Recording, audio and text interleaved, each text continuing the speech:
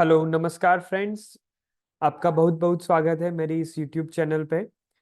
आज मैं बात करने वाला हूँ संदीप माहेश्वरी वर्सेस विवेक बिंद्रा कंट्रोवर्सी पे। आज मैं आपके लिए एक एस्ट्रोलॉजिकल प्रेडिक्शन ये वीडियो में लाया हूँ कि एज पर एस्ट्रोलॉजी चार्ट संदीप माहेश्वरी का फ्यूचर एंड एज पर एस्ट्रोलॉजी चार्ट विवेक बिंद्रा के आने वाले कुछ टाइम पीरियड कैसे हैं। क्या उन्होंने विवेक बिंद्रा ने पास्ट में सचमुच में ऐसे कार्य किए हैं जिसके वजह से ये सारी चीजें बाहर निकल के आ रही है? क्या उसमें एक्चुअल में उसका इंटेंशन ऐसा था इन लोगों को परेशान करने का, इन लोगों से पैसा हड़प लेने का? क्या संदीप माहेश्वरी ये सारी चीजें जो है कर रहे हैं उसके कॉन्सिक्वेंसेस विवेक बिंद्रा की साइड से क्या आ रहे हैं, क्या आ सकते हैं? ये सारी चीजें आज हम ये वीडियो पे बात करने वाले हैं। नमस्कार, मेरा नाम है दीप जोशी और आज ये सारी चीजों का आज हम खुलासा करने वाले हैं। पहले मैं शेयर करता हूँ विवेक बिंद्रा के चार्ट को। यहाँ पे मैंने एक विवेक बिंद्रा जी के चार्ट एस्ट्रोलॉजी का लगा दिया है। उनकी जो बर्थ डेट है जो अवेलेबल है वो 5 अप्रैल 1982 का है। उनके कुंडली में पहले घर में राहु विराजमान है और उनका अभी का जो सारी परिस्थिति दिखा रही है उस हिसाब से उस पे अभी कुछ कर्जा उसकी कंपनी पे विवेक बिंद्रा की लाइफ में है। एंड 2018 से ऐसे सारी चीजें घट रही है कि उसकी मैरिज, उसकी मैरिटल लाइफ, उसकी कर्जे, डेब्ट, उनकी हेल्थ, ये सारी चीजें उनकी लाइफ में 2018 से इश्यूज यहाँ पे दिखा रही है। अगर हम बात करते हैं उसके पास्ट में क्या उन्होंने सचमुच ऐसा कार्य किया था, क्या उसके निचले स्तर पे बहुत सारे मिस सेलिंग हुआ था, तो मेरा आंसर है यस। विवेक जी का हालांकि शायद ऐसा इंटेंशन न हो, बट यहाँ पे ये चीज क्लियर कट दिखती है कि उनकी कंपनी के द्वारा बहुत सारे लोगों को इस टाइप की मिस सेलिंग, ओवर कमिटमेंट सारी चीजें हुई थी। इसके वजह से आज जब बुध भगवान वक्री है, अभी गोचर में चल रहे हैं, ये सारी पास्ट की सारी जो चीजें हैं वो बाहर आ रही है और ये सारी चीजें लगातार बार आती रहेगी 5 जनवरी 2024 तक। इसके बाद कहीं ना कहीं ये मसला थोड़ा शांत होगा। अदरवाइज मुझे आने वाले टाइम पीरियड पे, आज हम जब ये बात कर रहे हैं, जब ये मैं वीडियो बना रहा हूँ 21 दिसंबर 2023, 5 जनवरी तक ये लगातार नेगेटिव चीजें मुझे यहाँ पे दिख रही है। विवेक जी, विवेक जी का जो ये 18 महीने का पीरियड है, यानी कि अक्टूबर 2023 से लेके नेक्स्ट 18 मंथ का जो उसका टाइम पीरियड है, ये टाइम पीरियड पे उसके सूर्य पे, उसके 10th हाउस, उसके करियर पे जहाँ पे बुध भगवान विराजमान है, सूर्य भगवान विराजमान है, वहां पे लॉट्स ऑफ कॉन्ट्र ये सारी चीजें ग्रहण की परिस्थिति है। तो आप देखोगे कि विवेक बिंद्रा जी की कंपनी पे सिर्फ न कि ये जो लोग एफआईआर करेंगे, और भी बहुत सारी चीजें यहाँ पे उसको लाइफ में, उसको पर्सनल लेवल पे एज वेल एज उसके प्रोफेशनल लेवल पे वो फेस करेंगे।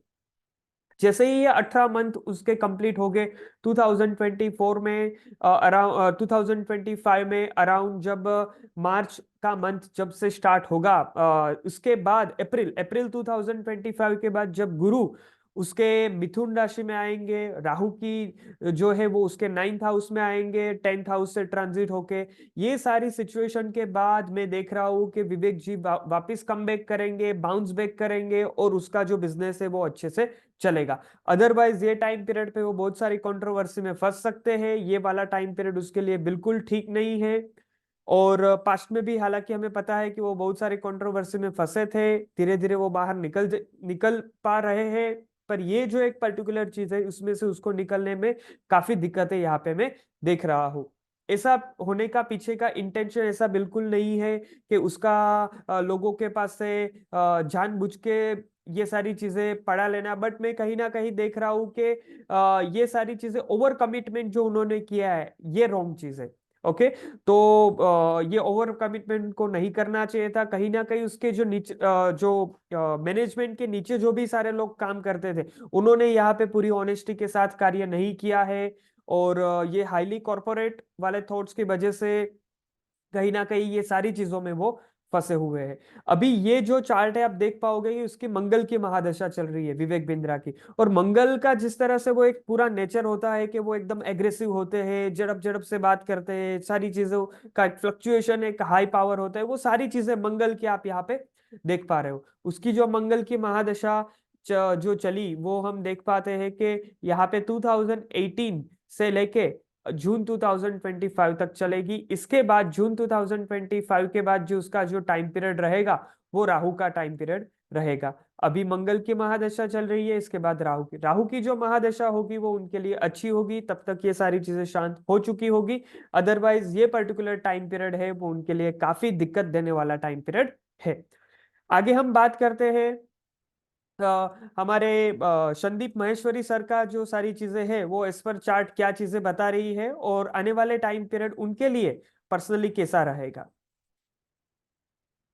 जी। सो ये रहा हमारे स्क्रीन पे संदीप महेश्वरी जी का चार्ट।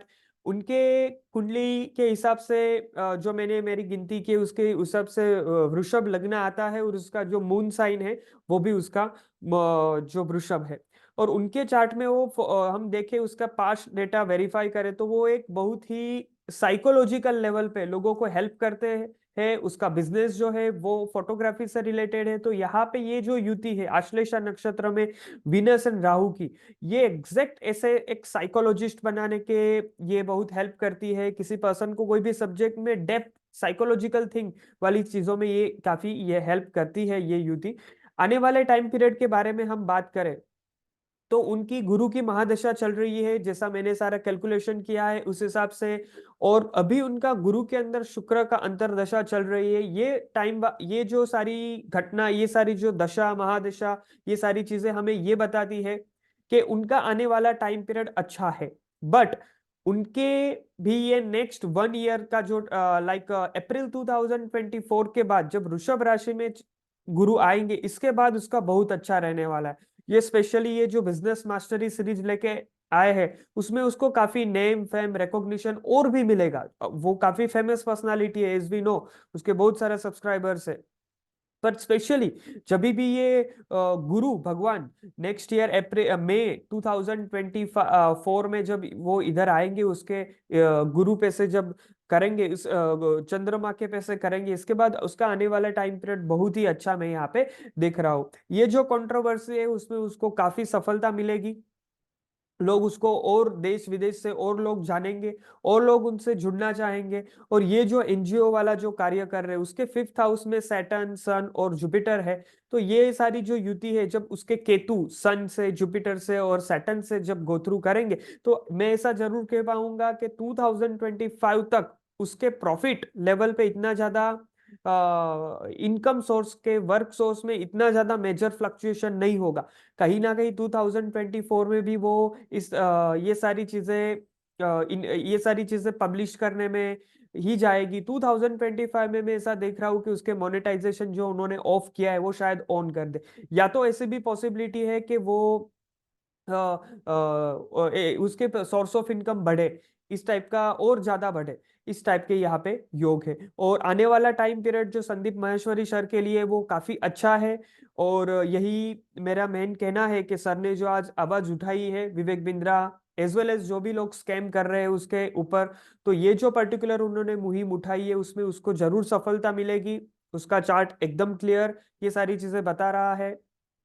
तो मेरा बस यही एक एनालिसिस आप सभी लोगों के साथ शेयर करना था कि इस पर एस्ट्रोलॉजी चार्ट जो चार्ट के बेसिस पे हम हमारे पास्ट कर्मा प्रेजेंट और फ्यूचर में क्या होने वाला है वो सारी चीजें जान के हम उस पे से ये निष्कर्ष निकाल सकते हैं कि पर्सन का आने वाला फ्यूचर कैसा है।